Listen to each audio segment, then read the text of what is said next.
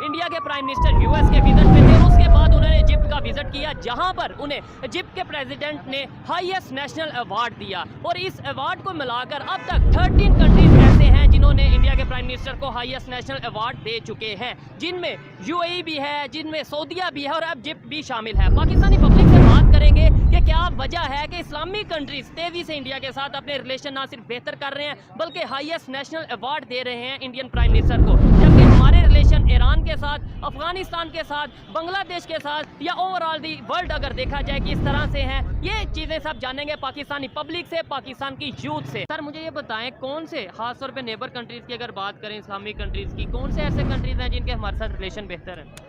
जो इस वक्त करंट सर्कमस्टांसिस आपके हैं जी। इनके ऊपर कहने के लिए बहुत कुछ है, लेकिन मैं आपको सिर्फ चंद एक बातें बताता हूँ ठीक है।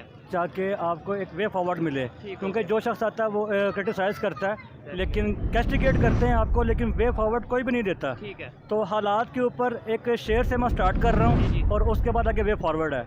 कहने को बहुत कुछ है लेकिन एक शेर पे इसको मैं आपको शुरुआत करता हूँ कि हमारे मुल्क की सियासत का हाल ये है, तवाइफ घिरी हुई है तमाशबिनों में। ठीक है, ये बहुत कुछ है उन सब सपोर्टर्स के लिए। बड़ा सख्त शेर है ये, आपने बड़ा सख्त किस्म। मैं जानता हूँ। ठीक है। ये एक शॉर्ट सा और साइलेंट मैसेज है उन सब सपोर्टर्स के लिए जो तमाम पॉलिटिशियंस को अपनी आंख बंद करके सपोर्ट करते हैं। ठीक है। अपनी आंखें बंद मत कीजिए और देखिए किसने अपने पास्ट टेन्योर में क्या किया है। ठीक है। सवाल ये पैदा होता है कि अगर ओआईसी की बात करें, इस्लामिक कंट्रीज की बात करें, वो हमारी हेल्प क्यों नहीं कर रहे हमें क्राइसिस से निकालने के लिए? आईएमएफ के पास क्यों जाना पड़ रहा है? एक तरफ हम कहते हैं हिंदू काफर, वो क्या उनका नाम है, वो अपना क्या नाम, यहूदी काफर, इसराइल काफर, लेकिन जो उनसे फिर आईएमएफ भी उन्हीं के पास हमें जाना पड़ता है। आपके आईएमएफ की अगर आप हिस्ट्री उठा कर देखते हैं ना, तो ये बेसिकली 89 से जो इसका सेटअप 89 के बाद बना है, वो लोन्स देता ही इस कंडीशंस के ऊपर है जहां पर आप अपने टैक्स के ऊपर अपनी मर्जी से कुछ इंपोर्ट नहीं कर सकते। आपकी जो इंपोर्ट्स हैं उनके ऊपर जो आपके बैरिफ्स हैं आप उनको लेवल नहीं कर सकते, आप अपनी एक्सपोर्ट्स नहीं बढ़ा सकते, अपने मुल्क के अंदर आप कुछ नहीं कर सकते। ये एक ऐसा विशियस सर्कल है जो इसके अंदर गया है वो इससे बाहर नहीं आ सकता। अगर आपने अपनी अगर बात करें अपने नेबर कंट्री इंडिया की, वो 93 में उन्होंने भी लिया वर्ल्ड बैंक के साथ, उनका लास्ट जो उनका प्रोजेक्ट था या जो लास्ट डील थी वो की, वो तो उस जंगल से बाहर निकल आए। इस तरह से तो 2016 के अंदर आई गैस या 2015 के अंदर मियां नवाज शरीफ साहब की जो गवर्नमेंट थी उन्होंने भी इसको बाय बाय कह दिया था, लेकिन आईएमएफ से उन्होंने अपनी जान छुड़वा ली थी।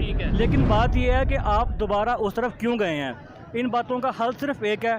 हर वो गवर्नमेंट जो आपसे ये प्रॉमिस करती है कि हम आपको 2 साल में 3 साल के अंदर यहाँ से बाहर निकालेंगे, पाकिस्तान की इकोनॉमी को स्टेबल कर देंगे, लिख के रख लें इस बात को, वो झूठ बोलते हैं आपसे। पाकिस्तान की इकोनॉमी जिस कंडीशन पे आ चुकी है, याद रखिएगा, एक 15 साल का 20 साल का एक रोड मैप चाहिए जिसके बाद जाके आपकी इकोनॉमी सीधी होना शुरू होगी। आप टेक ऑफ कंडीशन में तब तक नहीं आएंगे जब तक पिछली गवर्नमेंट अगली गवर्नमेंट के इकोनॉमिकल प्लान्स को परसू नहीं करेगी। ठीक है, यानी लॉन्ग टर्म पॉलिसीज नहीं, लॉन्ग टर्म पॉलिसीज नहीं है। अगर आप ये कर्ज ले लेंगे, आप 2 अरब के लिए सऊदीया को देखते हैं, आप 2 बिलियन के लिए रिक्वेस्ट करते हैं आईएमएफ से, और वो आपको जिस तरह धुतकार रहे होते हैं, ये डूब मरने का मुकाम है हम सब के लिए, और हम वहाँ पर जाकर उनसे रिक्वेस्ट करते हैं, हालांकि आप एटॉमिक कंट्री हैं।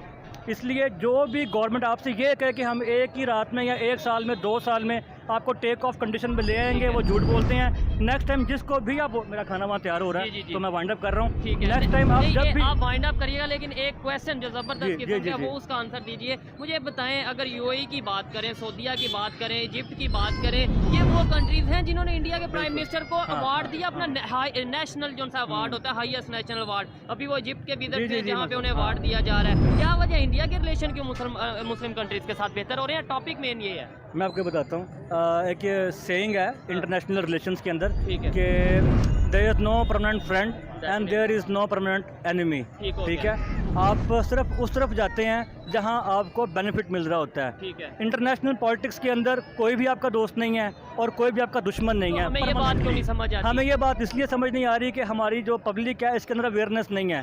हमें पब्लिक के अंदर हमारे पॉलिटिशियंस के जरिए सिर्फ वो बात सुनने को मिलती है जो पब्लिक को अच्छी लगती है। जो नहीं, हकायक है वो उसके अच्छा। बिल्कुल उलट हैं। ठीक हो गया, हकायक उल्ट है। डेफिनेटली इस बात से मैं 100% एग्री करता हूँ कि जो असल इश्यूज हैं वो हमसे साइड पे रखे गए हैं। बिल्कुल हमें ऐसे सिर्फ ही। रोटी कपड़ा मकान पे लगाया है, दुनिया जहाँ जा रही है वो हमें नहीं बताया जा रहा। ये बताएं रिलेशन बेहतर हो जाए, ट्रेड हो जाए, लेकिन ये अवार्ड दिए और 6 टोटल 13 कंट्रीज हैं जिन्होंने इंडिया के प्राइम मिनिस्टर को अवार्ड दिए हैं, नेशनल हाईएस्ट नेशनल अवार्ड, जिसमें से 6 कंट्री ऐसे हैं जो मुस्लिम है, जिसमें इजिप्ट भी आ गया, जिसमें सऊदीया यूएई भी आ गया, जिसमें बहरीन भी आ गया। और इस तरीके से क्या मतलब अवार्ड दिया जा रहा है, इसका मतलब ये कहीं ना कहीं उनका वहाँ पे मैं आपको बताता हूँ। आप इंडिया का और पाकिस्तान का जोग्राफिया अगर गौर से देखते हैं, एशिया का जो जोग्राफी है इसको आप गौर से देखते हैं ना, तो ट्रेड की जितनी बेनिफिशरी आप एशिया में ले सकते हैं, ठीक है, जितना बेनिफिट आप एशिया से ले सकते हैं, इसकी मिसाल आप यूँ ले लें कि चाइना को देखें।